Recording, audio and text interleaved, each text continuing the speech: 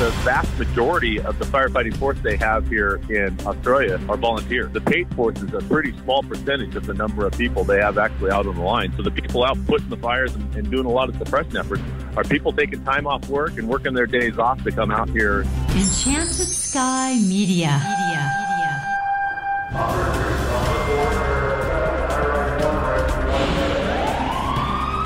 From Los Angeles, this is Code 3, the Firefighters Podcast, hosted by award-winning journalist Scott Orr. Code 3 features interviews with leading members of the fire service, discussing firefighting strategy, tactics, and other topics you need to know more about. Now, here's Scott. That's right, and I will not let Parkinson stop me. Thank you for joining me again here on another edition of Code 3. You are listening to the show for and about firefighters. Let's get started. The ultimate in mutual aid has got to be the assist Australians are getting from U.S. firefighters. Australia is experiencing wildland fires on a massive scale. More than 25 million acres have burned in the fires that have raged since September. 31 people, including 7 firefighters, have been killed. Thousands of homes have been lost. Those statistics describe a fire the likes of which the U.S. has never seen and hopefully never will. And even though the weather there has cooperated with heavy rain, that still hasn't been enough. About 240 U.S. firefighters have traveled to Australia to lend a hand in the past weeks. It's been a unique experience, from the landscape to the fuels involved to culture shock. My guest today, by phone from Australia, is among the U.S. firefighters currently in country.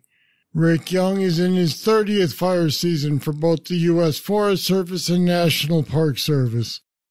He's a Type 1 Incident Commander for California Interagency Incident Management Team 5, and he's a Deputy Interagency Chief of Operations for Six Rivers National Forest and Redwood National Park. And Rick Young joins me now.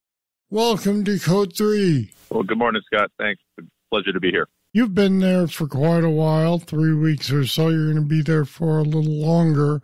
What's making these fires so tough to contain? Well, it's a lot of different things, but primarily it's just the drought they're under. The fuels here, this landscape here was made by fire. It uses fire, but the drought they're under here in Australia currently has these fuels so tender dry. They're resistant to suppression efforts, and it doesn't take much to get a spot going. And once it does, it's kind of off to the races, especially if it has the wind and temperature in its favor. It's just really resistant. The other issue they have is it's a numbers game in terms of the number of people they have to throw at it.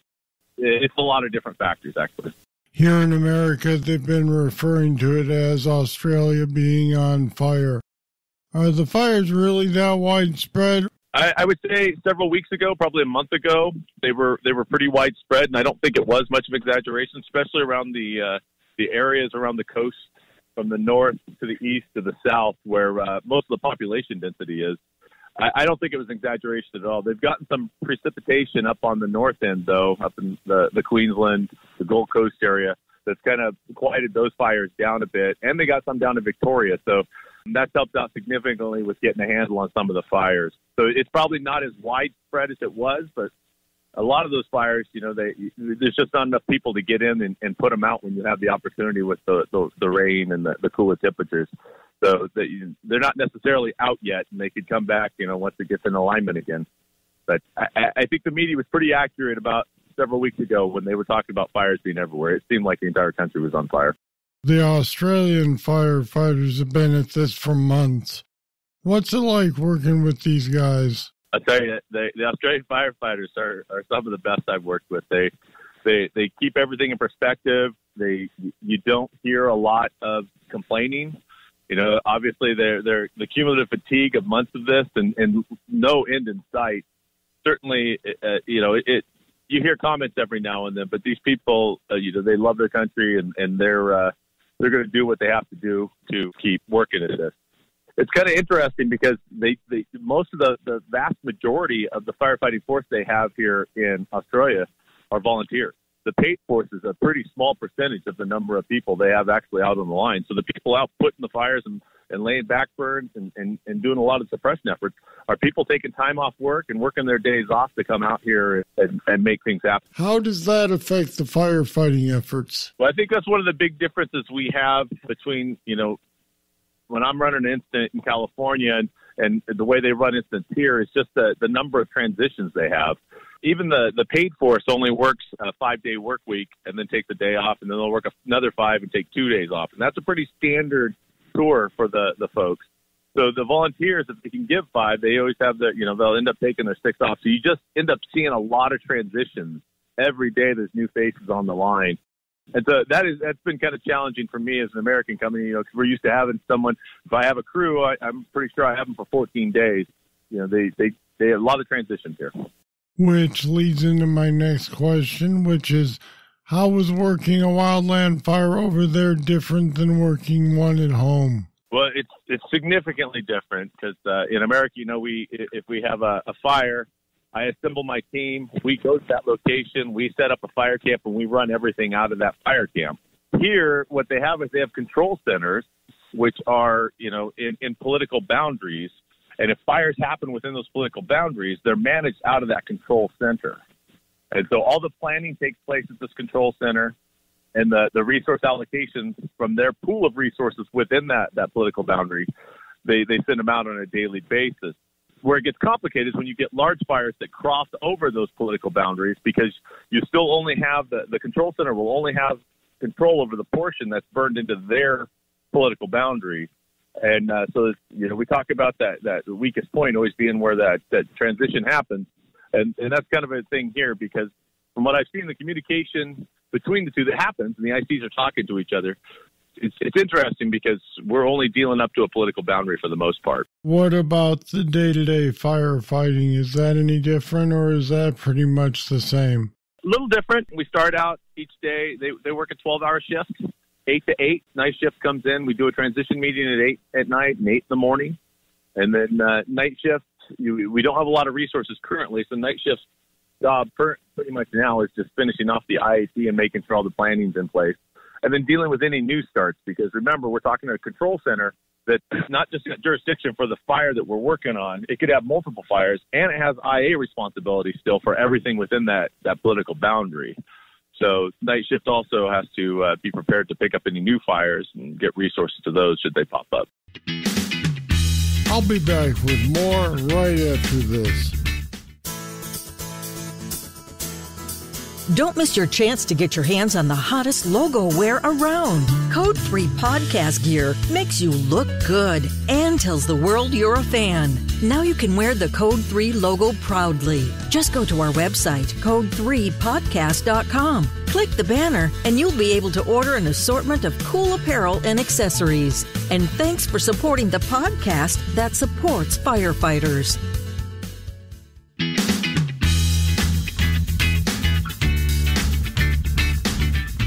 So what is daily life like on the fire line out there?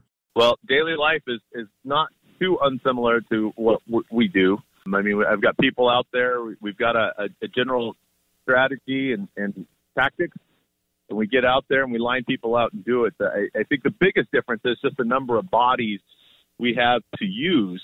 You talk about New South Wales is the area I'm in, the state I'm in. It's roughly the size of Texas. And currently they've got 64 incidents going on, and the entire field personnel deployed is 1,332 people. Wow. And that's across all 64 incidents.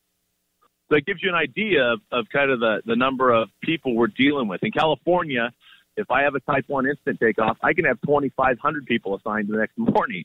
So that reality of you just don't have the same number of people out there to fight fire. The other thing, it's hard to wrap my head around coming from the States, and it makes sense here because of their fuel type, is they don't have a lot of hand crews. They don't have any hand crews. So they don't do a lot of direct attack like we do. There's certain areas we would just, throw 6 hot shot crews and have them walk across there and cold trail or put it out, build lines, we'd be done with it. They don't have that capability here. They tend to fall back to roads.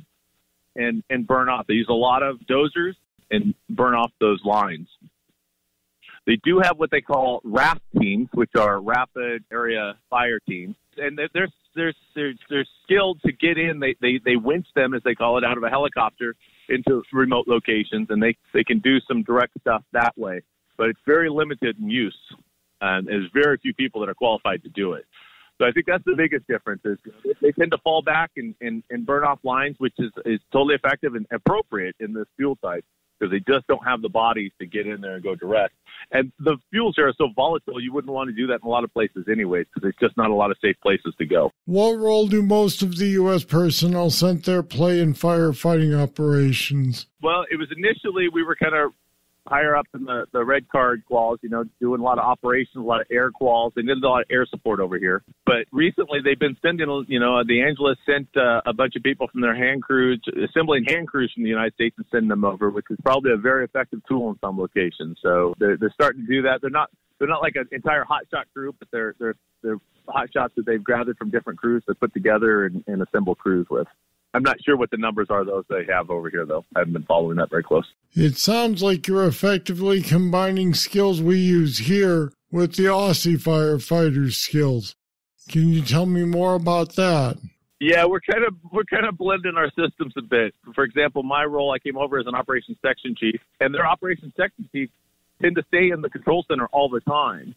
And we got kind of a critical area that we're working in, and the community was getting a little antsy, and so I started going out in the field to meet with community members and start, working with, because it's all about relationships and personalities and managing those as well. So I've taken my operations role and took it more into how we use operations in the United States, especially field operations, and going out and kind of doing some more on the ground direction and relationship building, if you will. Also, trying to oversee some of the tactics to make sure that they're happy, especially with the number of transitions we have every, 4 or 5 days. So by this time you must have had contact with residents. What are they saying about their experiences? Oh, well, they're all very happy. I'll tell you, the people of Australia are some of the kindest, most gentle people I've ever been around.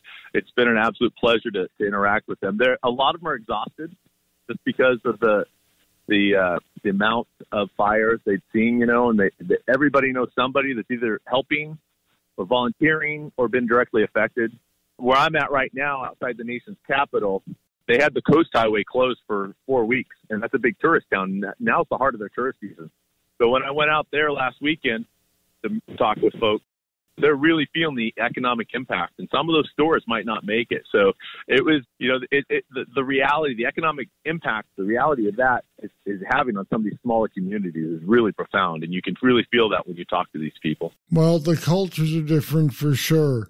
Have you had any odd situations there? Not really. We every now and then they'll say something or do something, and we'll joke because we do it differently in the U.S. But no real big issues at all. It's just kind of, some of the verbiage they use a little different than we use. Of course, driving on the other side of the road is a little challenging at times, remember. But I think culturally, especially when you start talking to the locals, because they're very in tune with the pop culture of America. They're very in tune with the politics of America, too. So it's really easy to have a conversation with folks because they know a lot more about American politics and pop culture than some of the people back home I know. So it's kind of interesting. I guess they do pay pretty close attention to U.S. culture and politics. Indeed, they do. Okay, I'll let you get back to work. Please be safe, and we know you'll be back here in about a week. Rick Young, thanks for joining me on Code 3 today. It's been a pleasure, Scott. Thank you. After we finished the interview, Rick said he believes these kind of international deployments are only going to become more common. These fires are bigger than anything we've yet seen here in the U.S., and our fire crews just came off a tough season here. But we help whoever needs it whenever they need our help. If you have comments about the situation, you can leave them on our website at code3podcast.com/Australia. There are links to more news there as well. Well, this show wouldn't be possible without the support of superfans who've made a pledge at our Patreon site. Why not join them? It's easy. Head over to code3podcast.com/support. If you give $10 a month or more, you'll get instant access to the Code 3 Bull Sessions. Those are extra content we make available exclusively to patrons. So make your pledge today. Alright, that's it. That's all for this edition of Code 3. Thank you for listening. I'll be back next time with more, and I sure hope you'll be here too. I'm Scott Orr. Until then, stay safe. Code 3 is a production of Enchanted Sky Media. To contact us, get more information on today's topic, or to subscribe to the podcast, go to code3podcast.com.